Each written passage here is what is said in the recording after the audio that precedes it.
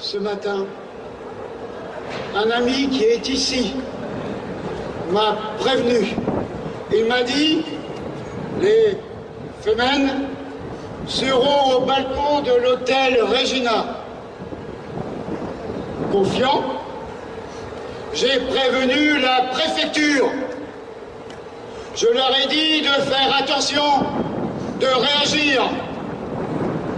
Étonnamment, rien n'a été fait, la preuve en est. Ce matin, ces Femmes, étonnamment, n'étaient pas à l'hôtel Regina, mais juste à côté, dans les locaux du ministère de la Culture. La collusion est nette. La police n'a pas voulu bouger. La police a attendu le temps nécessaire pour arriver à l'esclandre, pour arriver à la confrontation. Cette collusion est avec le gouvernement, parce que le ministère de la Culture est tenu par le Parti Socialiste et par ce gouvernement. Heureusement, vous étiez là. Vous avez compris à temps qu'il ne fallait pas céder, qu'il ne fallait pas céder non plus à la provocation. Nous sommes plus forts que 4 pétasses.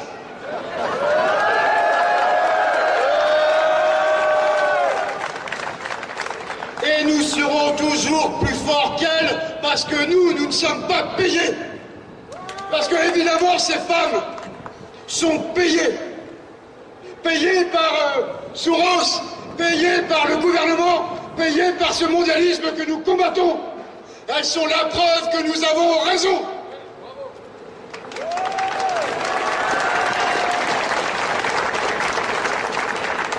Nous devions de nous empêcher d'être en confrontation avec une police qui, en fin de compte, malgré les ordres, avait la volonté, à sa direction, de gâcher cet événement. Nous ne devions pas accepter que des compagnies républicaines de sécurité nous touchent. C'était à nous de prendre sur nous et d'assurer notre propre sécurité. Maintenant que cela est dit, maintenant que la paix est revenue, maintenant que nous sommes entre nous encore, et enfin, je vais essayer de vous dire quelques mots sur cette journée. L'union sacrée des patriotes contre le mondialisme est, aujourd'hui, grâce à vous, une réalité.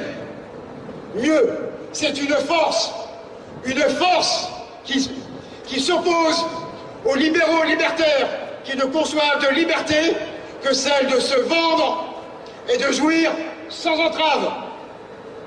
Nous, patriotes et solidaristes, avons une conception plus belle, plus noble de la liberté. Elle rime avec indépendance, avec sacrifice de soi. Elle est plus proche de Sparte que du Macroum. Mais ce n'est pas tout. Ils ont dévoyé l'égalité vers l'égalitarisme. Ces idiots, ces salauds n'ont pas saisi que l'égalité est un principe général de droit et non pas l'affirmation de leurs petites différences intimes. Il est vrai que DSK, ce socialiste par la partouze, est lui aussi pour le mariage gay. Imaginez-vous une seconde que cet homme puisse être un champion de l'égalité. Lui, qui pense que parce qu'il est milliardaire, avoir le droit de forcer des femmes de ménage. Mais il y a pire, parce qu'avec eux, il y a toujours pire. La fraternité, mot pourtant issu de fratrie, qui veut dire sang, nation, famille, qui veut dire aussi et surtout solidarité des nôtres, a été transformée par ces crânes débiles en solidarité des autres. Cela signifie que le peuple français finance contre lui, contre ses propres intérêts, une véritable armée de réserve du grand capital, l'immigration.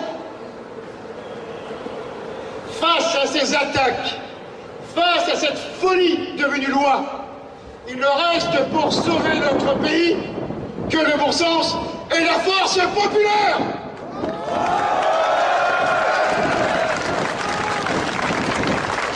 Nous pensions que le gouvernement de la France se devait d'être régi par l'intérêt général et la loi dictée par la justice.